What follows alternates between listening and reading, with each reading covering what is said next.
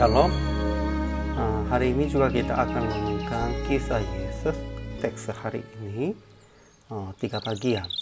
Markus pasal 11, Lukas pasal 19, dan Matius pasal 21. Paragrafnya masing-masing. Pertama, Markus pasal 11 ayat 1 sampai 10. Yesus masuk ke kota Yerusalem sambil naik keledai muda. Orang banyak menyambutnya dengan kata Hosana, diberkatilah dia yang datang dalam nama Tuhan, kerajaan Bapa kita tahu. Paragraf yang kedua, Lukas pasal 19 ayat 41 sampai 44. Yesus menangis sebab melihat masa depan Yerusalem yang dihancurkan. Paragraf yang ketiga, Matius pasal 21 10 sampai 11 dan Markus 11. Ada juga beberapa orang yang berkata tentang Yesus sebagai nabi dari Nazaret di Galilea. Yesus meninjau kota Yerusalem dan pada waktu malam keluar ke Betania. Kesimpulan hari ini.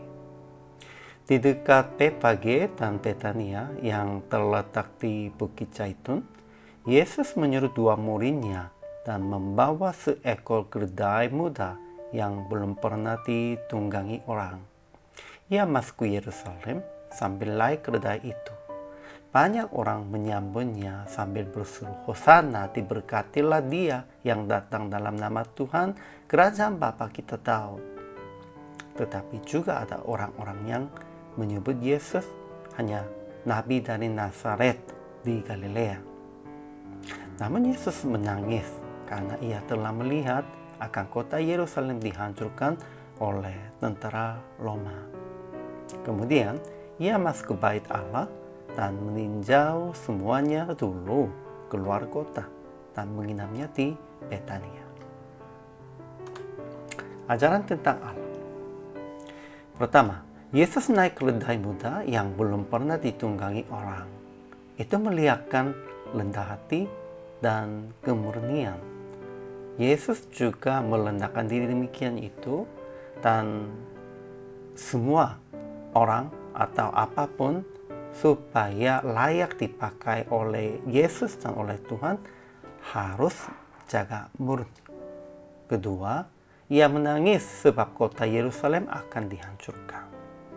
Ketiga, ia meninjau semuanya di dalam bait Allah dan kota Yerusalem. Itu melihatkan kasih Yesus tentang Yerusalem dan orang-orang Yahudi. Ajaran bagi kita. Pertama, Yesus memakai kita yang berjaga kesucian dan kemurnian. Sepertinya Yesus memakai keledai muda. Kedua, kita harus melihatkan rendah hati di dalam pelayanan. Ketiga, kita juga harus memberitakan rencana hukuman Tuhan dan berseru akan bertobat supaya negeri kita dan umat kita tidak dihancurkan. Keempat, kita harus mengaku tentang Yesus sebagai Allah dan Raja di atas segala raja, bukan hanya sebagai nabi. Aplikasinya. Pertama, jaga kesucian diri dan kemurnian diri supaya dipakai untuk kemuliaan Yesus. Kedua, nangis dan berdoa supaya suku bangsa dan negeri kita bertobat dan diselamatkan. PR praktik hari ini. Sediakan persekutuan doa dalam minggu ini dengan pokok doa yang menyelamatkan suku bangsa dan negeri Indonesia dari dosa dan dari penyakit di dalam kondisi COVID-19 ini. Apapun, Yesus berhati yang cukup mengasihinya, kerajaan Allah, juga Yerusalem, dan juga orang Yahudi. Kita juga harus mengasihinya, suku bangsa dan negeri Indonesia. Hari ini juga selalu melayani. Tuhan